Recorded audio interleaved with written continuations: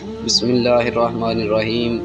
جب عبداللہ بن عوف رضی اللہ تعالی عنہ مدینہ آئے تو رسول اللہ صلی اللہ تعالی علیہ وآلہ وسلم نے ان کا بھائی چارہ سعد بن ربیع انصاری رضی اللہ تعالی عنہ سے کرا دیا۔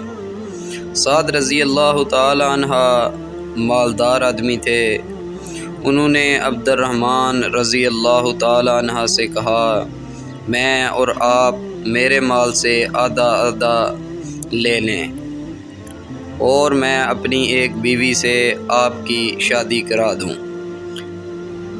عبد الرحمن رضی اللہ تعالی عنہ نے اس کے جواب میں کہا، اللہ تعالیٰ آپ کے اہل اور آپ کے مال میں برکت عطا فرمائے، مجھے تو آپ بازار کا راستہ بتا دیجئے۔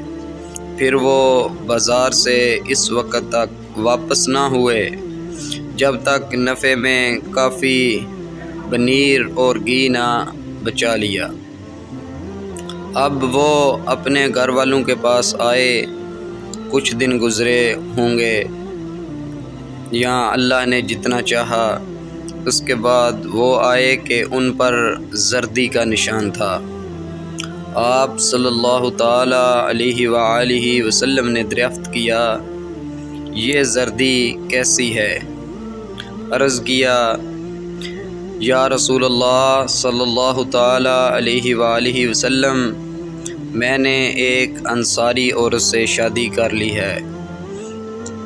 آپ صلی اللہ تعالی علیہ وآلہ وسلم نے دریافت فرمایا کہ انہیں مہر میں کیا دیا ہے؟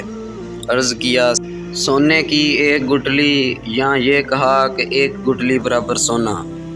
آپ صلی اللہ تعالی علیہ وآلہ وسلم نے فرمایا کہ اچھا، اب ولیمہ کر، اگر چاہے ایک بکری ہی کا ہو۔